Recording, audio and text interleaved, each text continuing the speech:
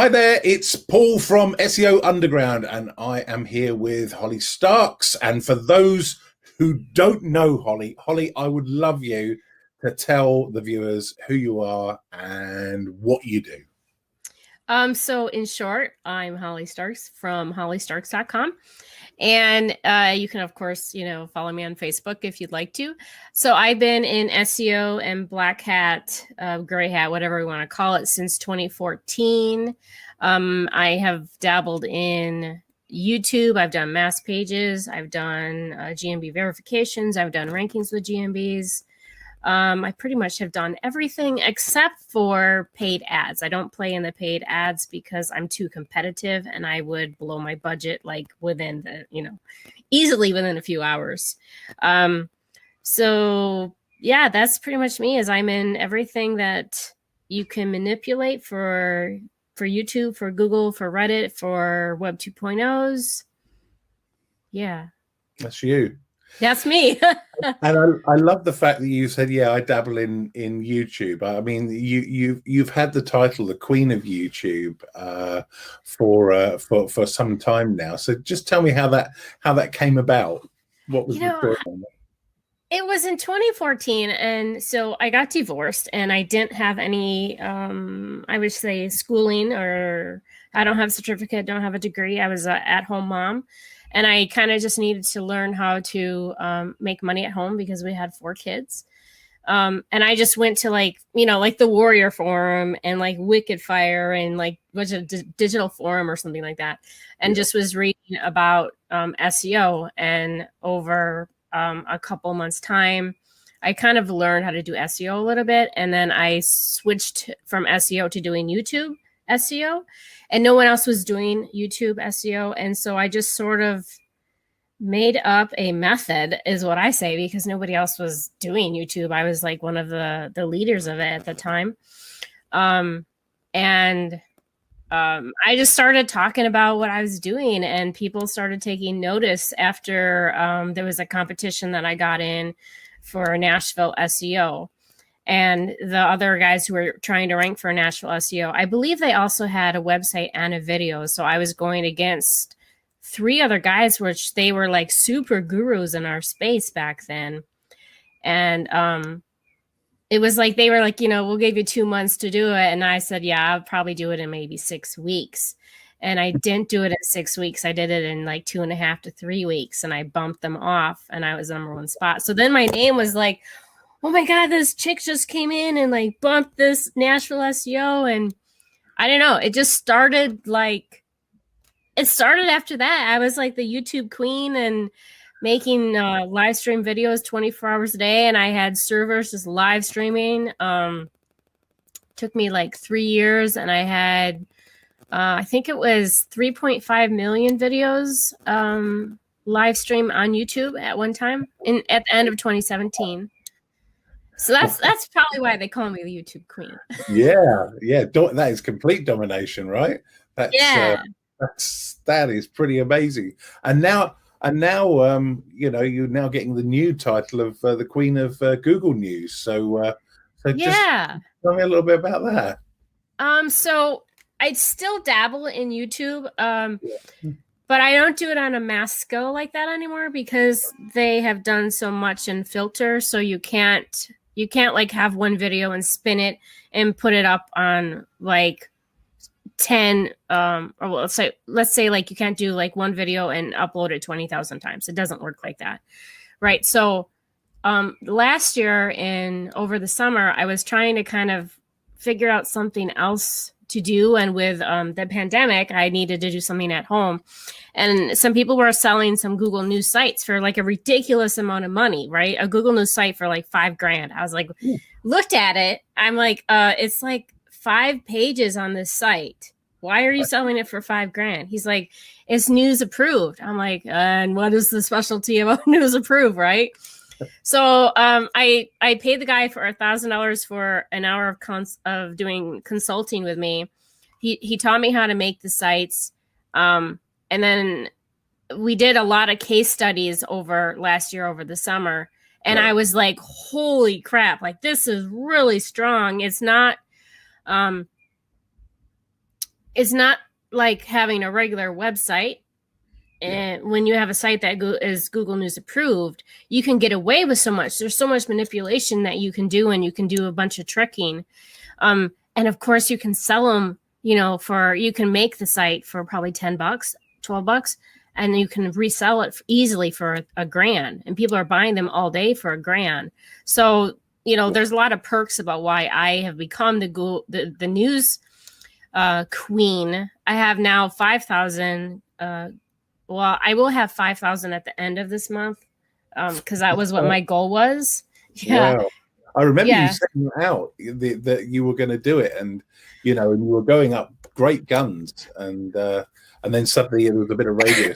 You're gonna hit the 5,000 by the end of the month. Yeah, I had to get 50 more virtual servers so that I could. Right now, I can build. I think it's like 50 some an hour when I sit down and do it. So every day I'm submitting, between 20 to 100 sites. So yeah, I think that I'll do it. It'll be really, really close because I'm just under 4,000 right now. It's more about like for the news sites, because it's in WordPress. So it's more about getting all of the hosting, because you have to have 27 different hosting companies, and they have to be able to handle RSS feeds, and they have to be able to handle like a lot of MySQL requests. So you can't go with the cheap hosting. No. And you have to, there's a lot of like logics, I guess, behind it. And I think that I am probably the only person that have, right now 4,000 news sites that I am privately owned by me. Not like another newspaper company, along with like 700 cell phones to go. You know what I mean? Of course, the cell phones. Yeah. That. I mean, the power that you potentially have with owning that many sites. I mean, that's pretty strong, right? I mean, and it's not just in the US though, is it? You've got they cover quite a few countries. For the U.S. News sites, yeah. So we have 100 UK sites. I have 400 U.S. city sites. And like we picked the top U.S. population and like the top UK population, and we did those cities. We have, and then we have other niche. We have like CBD, 10 CBD, 10 weddings, 10 limos, 20 finance. 400 home services like AC repair, plumbing, roofing, weddings. I mean, I literally have almost probably every single niche. So yeah. So you're a rank and renter's dream, really, then. Yeah.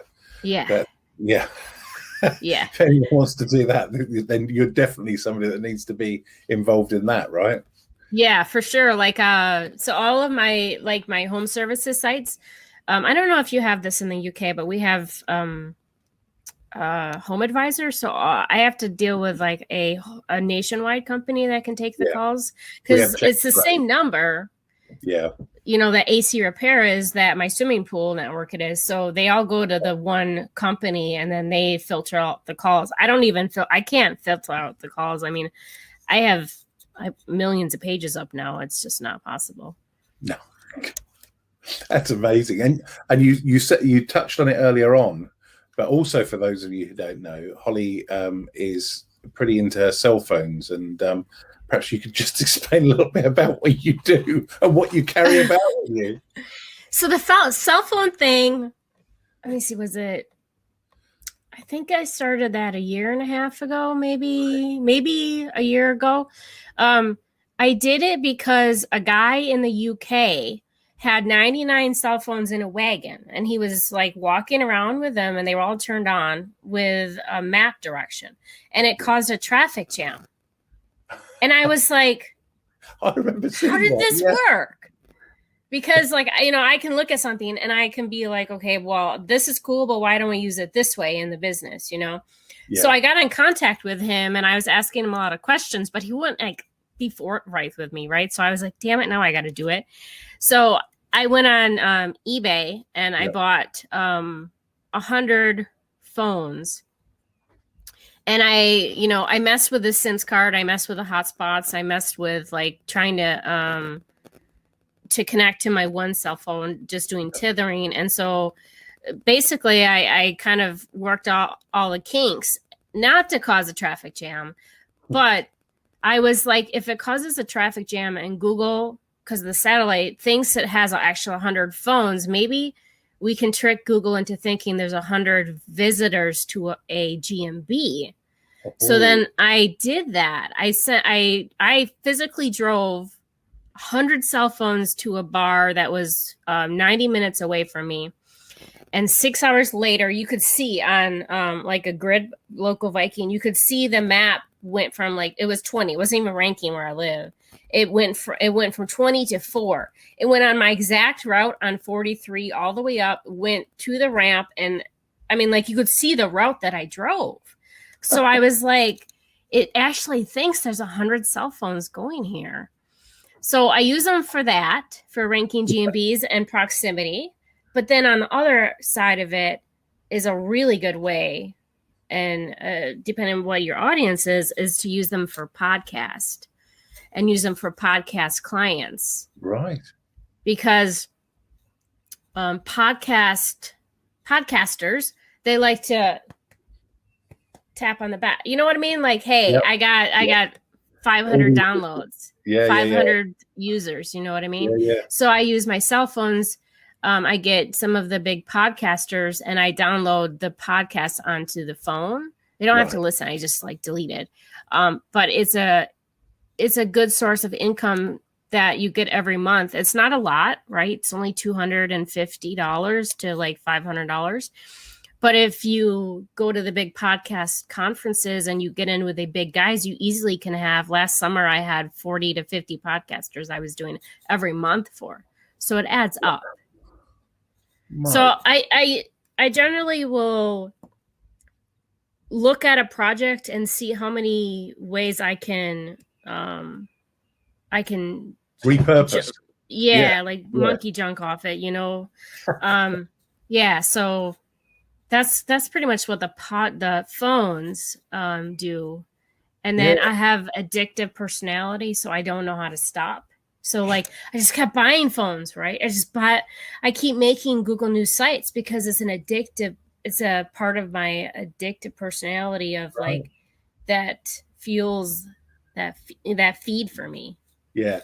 You know, kind of keep doing it and making it bigger and better and better and bigger. And yeah. And then when I could resell it, 5,000 Google News sites. It's in with a posting network with already clients on it. I mean, you could sell it for, if you're really good, you could sell it for 5 million, you know? Yeah, absolutely. I mean, that's a lot of power in a fairly contained kind of space, really, isn't it? Yeah. I think you could do a lot of good or a lot of damage with something with that amount of power behind it.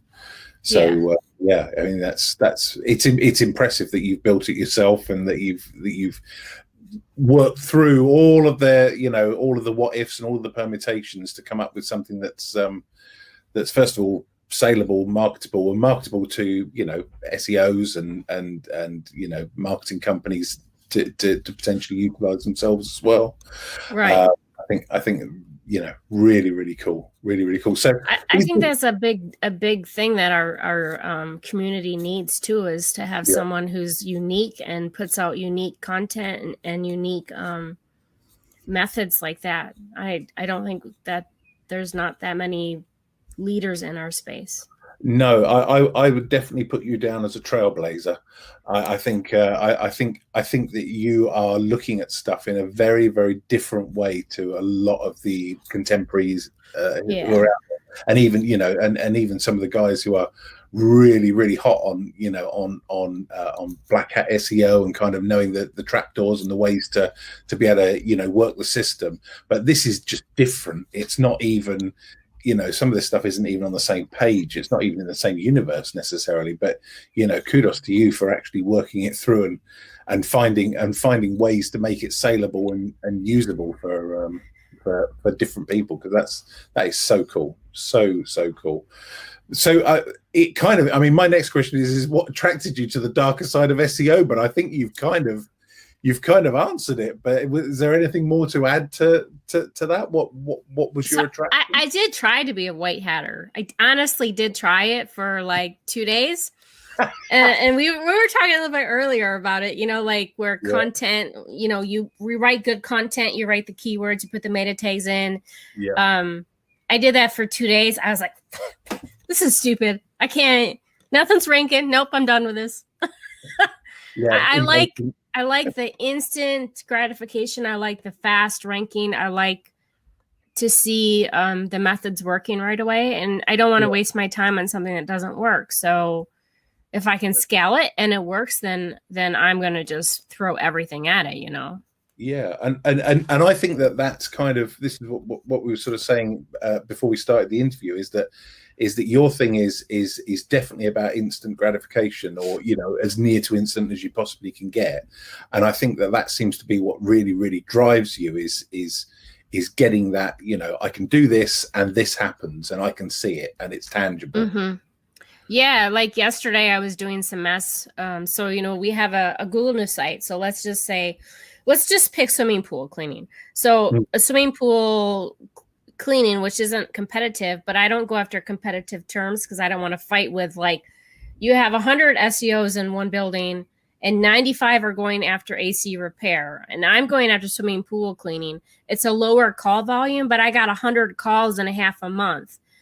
Your AC repair company, there's probably 2 people in that 100 that are actually winning out and getting all the calls. So you all can fight for that. I'm going to go after the smaller niche, And then, so we have the Google News Approve, which is a swimming pool site. And then we do mass pages, which is like a location based for each site. And I can publish it. It's indexed in 2 minutes and ranking number 1 or 2 on Google.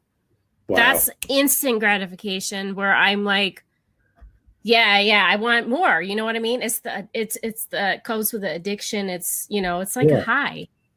And also it's then very easy and demonstrable to end customers and end users as to what you've done, because you can say, well, look, yesterday you were here and today you were here, you know, and is your phone ringing more? Yeah, good. Okay, mission accomplished. Right. It doesn't matter that my news site is number 1 and your site maybe is not on the first page or halfway down. If you're, all clients should care about is that their phone is ringing. I don't care where your site is at. If I can put a patch site there, or I can put a lead gen property there and it goes to your phone call or your phone, that's all that I care about. You know what I mean? And that's all that the client should care about. Exactly. That's all that anybody should worry about. How it gets there, being proud about, your website and stuff like that is one thing, but at the end of the day, we all just want the phone to ring. And it doesn't matter how it rings or why it rings, but if it's ringing more, and why not use Google's platform and Google's, you're hijacking Google News, you're hijacking YouTube, you're hijacking Reddit. If Reddit can give you traffic pushed to your website, why would you not do it? Yeah. Just because your site's not on the first page or wherever your site is, maybe it's because your site sucks or Google doesn't like it. But okay, let's rank something else there, Yeah, something that can be there in minutes. As you said, you don't do PPC, but I mean, this is kind of the next best thing to PPC, isn't it? Really, is being able to do something that can pop up that quickly and get that sort of, those sorts of results quickly. Plus, as well, let's be honest, Google are messing around with pages so much now, with the different packs, and so on and so forth. And they're putting their own stuff at the top, 100%, over and above organic search results. So getting involved in some of these extra packs like GMB and news and so on and so forth means to say that you're going to get higher than an organic page probably on your website in any event, unless you start, picking off, some of the other sort of features that appear or disappear depending on the Google. But so there's a lot to be said for it. Right. And um, if you're really good at it, you can get those Google GMBs and the ads totally off of Google. Right. You know, a black hatter knows how to do it the correct way, which goes back into like the giggle where you're on the side and you're giggling because you're like you just took maps off a local listing and now Google thinks it's a product listing. You know what I mean? If you're good at it, you know how to do that type of thing. So. Right. Excellent. That's so cool. I love it. I love it. So what's the one thing that you wish that you could go back and tell the Holly Starks of 2014 at the start of your SEO journey?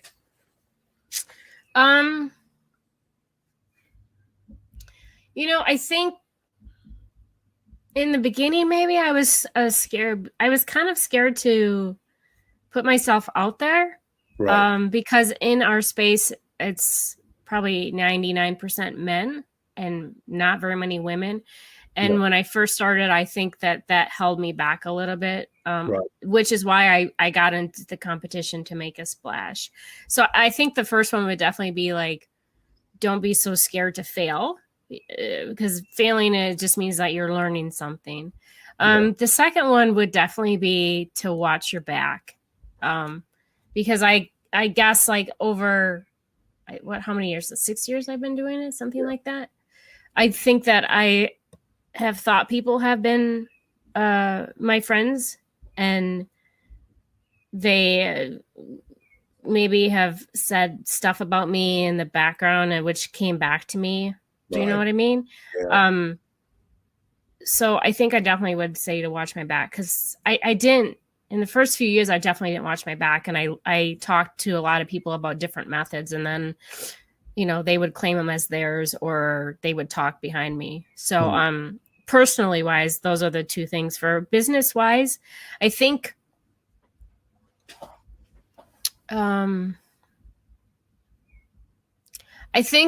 I would probably say is to, when I first, you know, like back in 2017, I was really like pulled in so many different ways. I was trying to make everyone else happy with what my teaching methods were, and trying to pick out different methods. It was like a new method every month.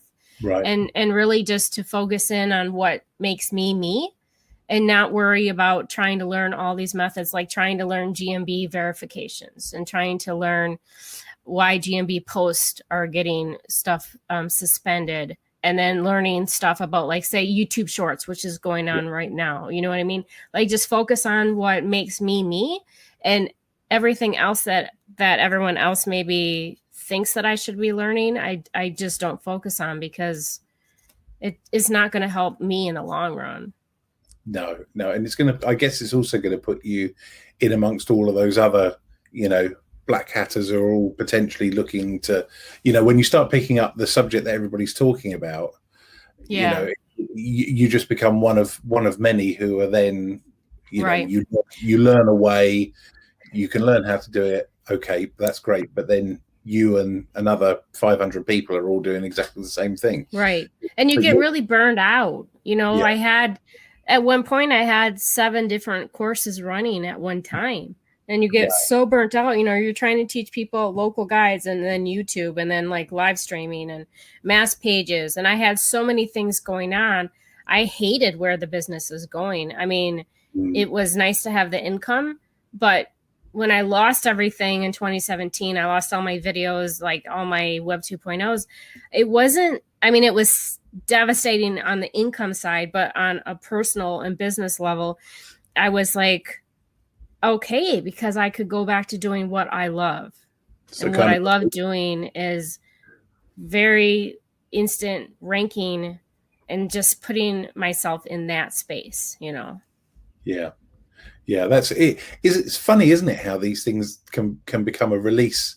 You're devastated because it's the end of an era and everything you've been working for is gone.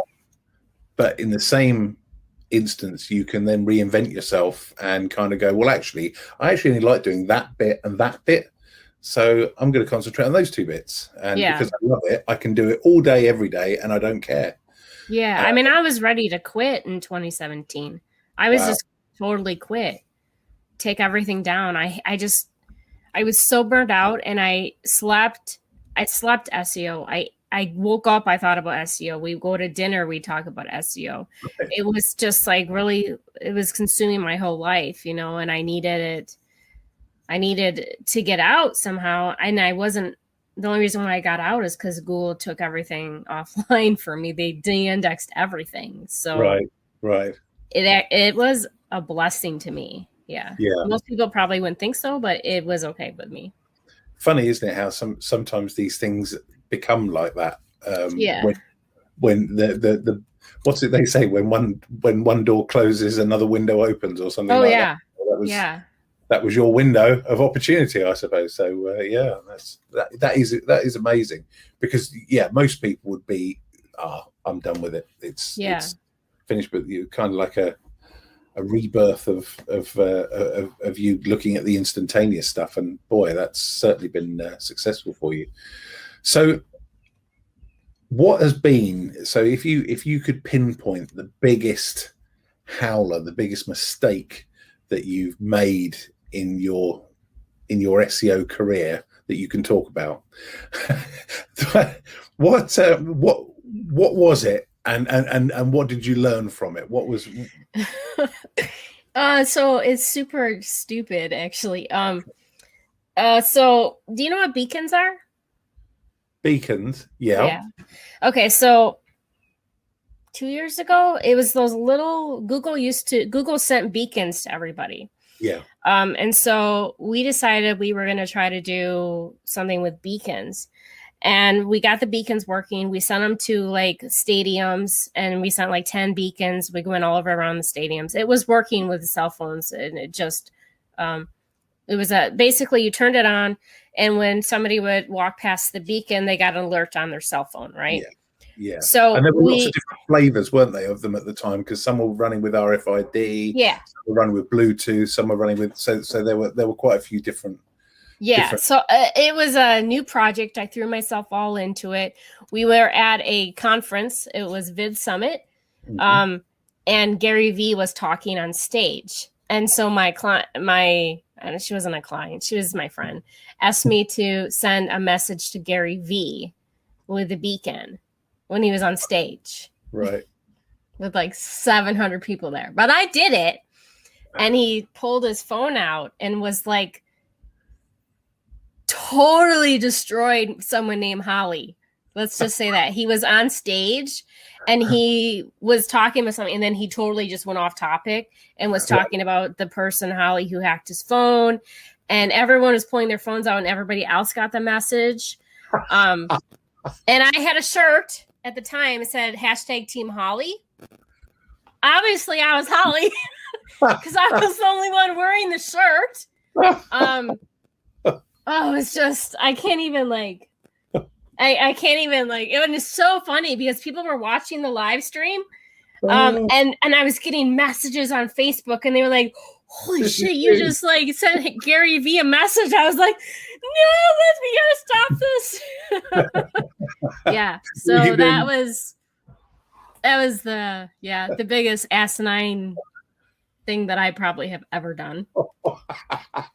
That is so funny. That is hilarious. Yeah. And then he just destroyed you. Then took you to pieces. He destroyed me on stage. I was never asked to come back to that conference. I don't think the guy took it personally, because I still talk to him and stuff. It's just kind of amusing that I was also the only black hatter that went to that conference. Most people were like traders and stuff like that. So the guy didn't take it personal or anything, and we talked to Gary Vee afterwards in the line in the lunchroom, and I was like, "Yeah, I'm Holly." He's like, "Yeah, I know, it's just business. It's fine." I was like, "You didn't like? It's not just business." I feel like a dumbass now, So that's probably the dumbest thing I've ever done. What does he say? It's all about attention. It was bad. Bad attention's good. Even bad attention's good attention, isn't it? So it was, because I got so many messages, and they were like, "Yeah, we know it's you. We know it's you." And I was like, "Oh my god, can never live that one down." So what did you learn from it? What was your take home? Um, Other than don't wear a yeah. t-shirt that says "Hi, my name's Holly" on it. Yeah, I came home and threw away all my beacons. Right. I was like, I'm done with the beacons project. Yeah. I Yeah. don't need to I mean, I didn't even do it for like business, right? I just did it for a friend of mine. Yeah.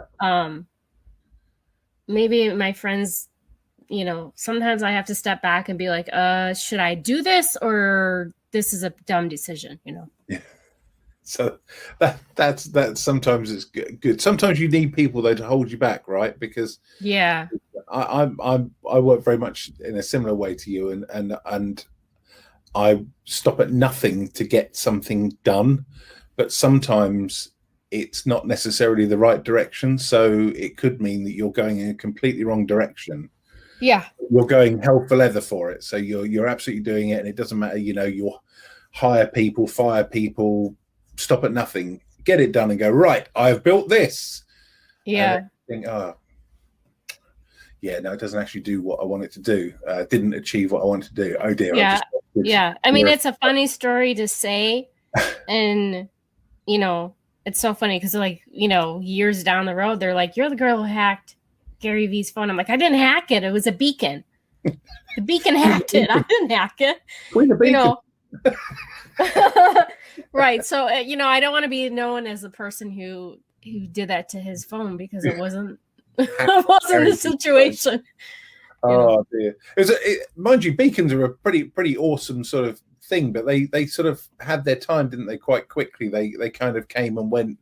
Yeah, man, spammers just got a hold of it like me and figured out you can really screw someone's cell phone up with it. Is like if you had an Android, we could went to the stadium and you put beacons all around and you can say who's going to win, the Packers or the Giants, and people will pick Packers, and then we put a cookie on their machine. So if they went and bought something, it was in our affiliate for like Amazon or NFL Shop or whatever. Right. So, I don't even know I think beacons were around for maybe a year, and we only messed with them it was probably only a couple, maybe like a month or 2 months. Yeah. And then I was like, after that whole Gary V thing, I literally came home and I threw away $1,000 worth of beacons. I was like, nope, we're done with it. We're finished. That's it. Yep, we're done. I'm over with beacons. Yeah. So fast forward to today. What are the, for your, with your black hat head on, what are the best resources that you've used or that you're currently using to help you, achieve the goals that you're setting out to achieve? Resources like websites I follow, like that type of stuff. Yeah. Websites, podcasts, all of that type of stuff. So I'm not someone who likes to put myself down a rabbit hole. So I honestly, I try to stay off the forums because reading other methods, when I first was getting started, it was helpful because I was learning different methods and then I would try stuff out. But if you're always reading and not doing, it's not going to help you. No. So I know where my focus is, and me reading something on a forum probably is just going to put me down a rabbit hole, and I'm not going to be spending time on my business and building the properties. So I don't follow anyone's website. I listen to Randy Rhodes' podcast. He's the only podcast that I listen to. Oh. And then I watch Craig's Tuesday show with Mike and Brad. And then I watch his Wednesday show with Chris. And I watch Chris's, as long as he's not up at the middle of the night, because he does he does his shows I'm like, just stick with one time. It would be useful for me. I watch Mindsaw. I follow. You like Mindsaw? Yeah, I've seen it. I've watched it a few times. It's quite an interesting one, isn't it? Yeah, I think he's the new up and coming talent. Mindsaw is. And then I always read Diggity's his blog post that he puts out every month. Right. Other than that, You're your own girl. I go into the Facebook. I go on my Facebook a lot, but I don't go in the groups as much as I used to, because I sort of get sucked in. And then I start researching why this is ranking and why this is ranking, but really I'm not going to do anything with it because it doesn't follow what my business plan is and my instant ranking. So it just causes a lot of rabbit holes. So honestly, those are the only ones that I follow. Yeah. So that's still a fair few to be getting on with, isn't it? Yeah. I mean, religiously, I always do Craig's. Even when I was driving my 100 cell phones in Houston for a week, Tuesday, Wednesday, I still brought it up on the phone so I could listen to it, even though I was driving. So, I try not to miss his. It's some great content in there, and same with Chris's. Chris's is just super long, and as you say, they appear, but sometimes he appears to be on there 24 hours a day. And then it's at all different times, but some of the stuff that he puts out is amazing. It's pretty intense. But what about is there any particular software that you like to use that's kind of a go-to piece of software, not something that you've made yourself, but any mainstream that you swear by? Yeah, so I will forever swear by Zenoposter. It's put out by a Russian team. And the training on it is horrendous, to say the least. If you can find someone who will just make the templates for you, which is what I do, then it's fine. So Zenoposter I've been using since 2014. Scrapebox I've been using since 2014. Xrunner I used for a couple years. It still has its moments, like if you're driving links to Reddit or something like that. But Zenoposter can build anything that a human can do. It basically is an iMacro software. So like if you're making Reddit accounts and Reddit posts and or Quora or something, this program can make the accounts for you. It just automates everything. So Zenoposter, it's like my VA essentially. So if your listeners look up that, I would just be aware that the learning curve is really wonderful. You've been doing some training stuff yourself, though, haven't you? For ZP? Yeah. So I put a training up, but I didn't do the training because I don't make my own templates. Yeah, but we did put a training out. In fact, we made the training 2 years ago, and I was like, it still is pretty difficult. And I didn't end up putting it out because it was like, oh my God, there's nobody who's going to understand this. I mean, you can have a template made for $20 to $50. Just make the damn template. But people were talking about it a couple of months ago, and so I said, got back with a guy who I think he's from Poland. And he did the training for me, But it's funny because people who bought the training, I've had a few people say, hey, this is really, really difficult. Just tell me where to buy the templates. So if you get ZP, I would just buy the templates, honestly. Makes sense. So one of the things that I want to ask you was what's the biggest SEO black hat myth that you would like to debunk? What are you sort of passionately trying to debunk in the background or the foreground? I think there's a few. So like one of them that really just gets under my skin the most is that content is king, which we did talk about a little bit earlier. But the reason why content is king is so much under my skin is because it's not about the content. It's about the links that are going to the content. So let's say that you have a plumbing company.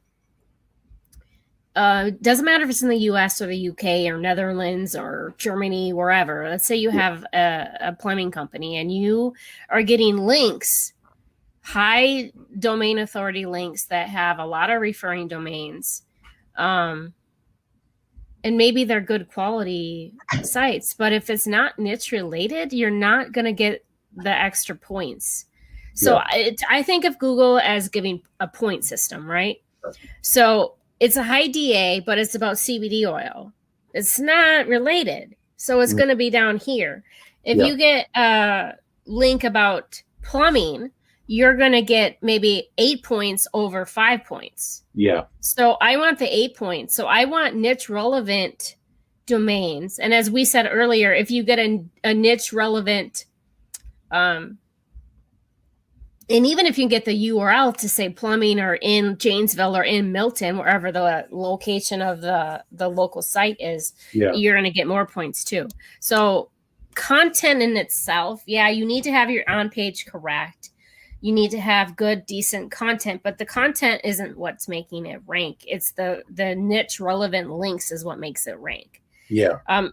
Unless you want to be white hat, which you're not white hat if you're trying to give Google what you want, because then you have done research on how to give Google what you want.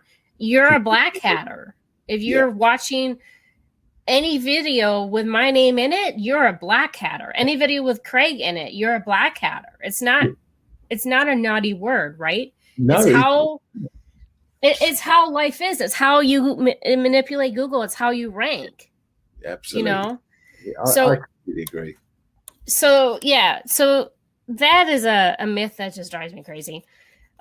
Which also goes with the metrics. You know, you have the guys who say the DA60 is the best link, and then you have on CBD oil, say, and then you have plumbing, which has a DA of a 3. It doesn't matter if it's a DA of a 3 because it's a relevant link and it's going to give you more power than a CBD link on a 60. I don't care. Every day of the week, I can prove that, right? Yeah. But people are either they're metric people, or they're people who understand that as relevancy. So that's a myth. Another myth is CTR manipulation. So I've been doing CTR manipulation since 2018, roughly. Yeah. And you have the people who say CTR manipulation doesn't work, and then people who, like me, who say it does work. The people who say it doesn't work are not doing it right, because it drives me crazy. People say, hey, we went and bought micro workers. We sent 100 in one day, and then we shut it off. And then the video it's disappeared. It's gone. Well, no shit, Sherlock. You know what I mean? It's like you have to make it look natural. You have to have a keyword that gets traffic. Yep. You have to maintain that. You got to maintain the fake traffic until you get the real traffic. So fake it before you make it, right? So the people who say it does not work. Yeah, it does not work if you're not doing it the right way. If you do it the right way, for 2 years, I did nothing at all. Oops, sorry. Sorry, I hit my microphone. I did nothing at all than running Zenposter on my servers with YouTube and in Google, just doing CTR. It ran 30 times a day. It never stopped. And then when I stopped it, I made like after a couple months time, I would stop it and make sure that it got the natural traffic. And then I didn't have to keep working on it for 2 years. No links, no content, no nothing. Wow. So CTR does work if you're doing it right. If you're not, it's not gonna. No, because if you're doing it in a spike and all in one go, then I can understand why Google would go, that just looks weird. It's like it goes and then it tanks. It's nowhere. I've done it. I've seen it. Yeah. I'm like, it doesn't work if you do it that way. Yeah. You know? And I guess when you look at the reasons that Google ranks pages and stuff like that, it has to be, consistent. Consistency is one of the big watchwords with Google, isn't it? So it's got to be consistently being looked at. It's got to be consistently, which means that it's got the right type of content on it. If you just have something that's been, done by micro workers, and you get 100 to it, there is no Right. way that looks natural. It doesn't look like it's decent content anyway. If you're doing 100 every day, you're still not going to be where you want, because 100 every day from very start it's too aggressive. Yeah. You got to figure out, you got to stay under the radar. You got to do your own testing to stay under the radar for your niche. Like, every niche is not the same. Sure. And yeah, as you say, keep it looking as if somebody's actually, genuinely clicking through, rather than just buying clicks and links. So those are the two things that you're sort of passionate about. I completely agree with the content is king. It certainly is a factor, but it's certainly not the factor, and it seems to be becoming less of a factor. And I 100% agree with you on the black hat thing. Anybody that does anything to their content other than write it is a black hatter in some way, shape, or form. Right. But even if you're writing it and you're stuffing it with keywords, you're still a black hatter, because you know what stuffing it with keywords does it. Yeah. It just drives me crazy when people say that we only deal with white hat clients. There is none. It's a nonsense, because if you have to rewrite content to get higher in the search engine rankings, that's a black hat technique. Right there, just outside of everything else. Right. Because you've purposefully looked it up, you've looked to see what the competition's doing, and you've made changes. That's black hat to my mind. Right. I mean, I definitely think there's different levels. Yeah. Oh, yeah. You have like a light black hat and then like a charcoal. You know what I mean? Yeah. I definitely think there's different levels, but as a whole, everyone is doing black hat. It just, and it's okay. It's fine. It isn't. It's not criminal, and I think that, again, this is one of the things that people start getting funny about, is because it's people have to understand and put it into perspective that this is not, we're not advocating criminal activities here. We're advocating working the system. We're advocating, showing people how to get results, tangible results, fast. Being able to go to, from A to B, in the shortest possible way, using techniques and tools, and that's essentially what we're doing.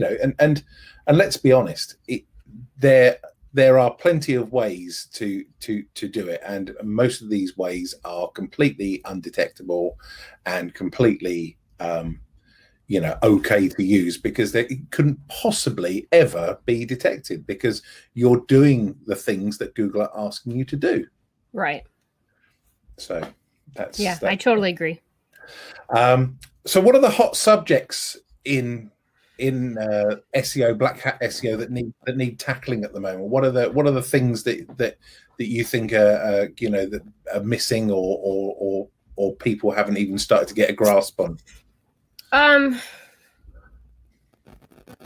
I think there's only two that I'm actively trying to, one that I'm learning on site, and the other one I'm just trying to fine tune. So it covers parasite training, or parasite SEO, which parasite means you're hijacking something like a property. So the parasites that we're working on are Reddit, because Reddit is a very, very strong platform, and it's you can throw anything at Reddit and it's not going to get de-indexed. And you can send a lot of traffic if it's keyword related, right, or niche related. And besides that, you can link your videos on Reddit if you have like subreddits or a lot of accounts, and it makes it really, really strong. So, and the reason why we're tackling Reddit is because there's no Reddit course out there right now. There has not been I don't know if I've ever seen a Reddit course, and I don't know if it's because people are trying to keep it quiet, or I don't think it's that, because I haven't necessarily even heard anyone talking about it. Right. And we've been messing with Reddit for I don't know, maybe 5 or 6 months, something like that. So I think Reddit is something that should be talked about in the community. I think people just don't take the time to do it. So Yeah. Reddit's one. The other one is patch.com. And the reason why I say patch.com is because when you make a post on Patch as a classified, which is just really consider it classified as a guest post, as soon as it gets indexed, it indexes right away. And the reason why it's indexed right away is because it's on Google News. And I didn't know that. And so if it gets indexed right away, you can do your citations, you can link to tiers, and then it's actually on the news tab. So Patch is starting to get a little bit of a buzz. Like I don't know when Patch came out, maybe 2016. It used to be $25 for an account because I paid for my account on there, and I must be free now. And so you can make a Patch account in different geolocations. So like you can do one in Greensboro. You can probably, I don't know if you can do them outside the US though, because I had my coder working on it and he said he couldn't. He has to use a US IP. And the locations are only US based as far as I know. So there's a little bit of a buzz, but there's that I know of, there's 2 trainings out on it. But it's not an in-depth training just because like I think people are just starting to jump into it. So, still trying to find out the case studies and stuff like that. I think those are probably the only 2 that I can say where I'm like interested in learning and I'm actively learning and no one is talking about. Excellent. So the plan is you're going to be coming across to the UK in October. Yeah. And you're going to be talking at SEO Underground. We're really looking forward to that. Give us a hint as to what you might be talking about to whet the appetite of anyone who's coming along.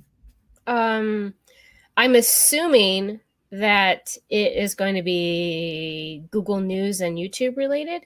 So there is a connection between the 2. And if you use them, both of them, then it makes your site stronger. There might trickle in some cell phone stuff. I don't know. It depends upon, in October, it's just a few months away. And I usually get pretty like invested into something for a year or 2. So I'm guessing it's going to be that. Yeah. And unless something else comes across, but I'm guessing it's that. Fantastic. Excellent. Well, we are looking forward to welcoming you over to the UK, and it's going to be a great conference. And I look forward to seeing what you've got to say about YouTube and Google News and how you're becoming the empress of those 2 and completely dominating the landscape of Google News and YouTube.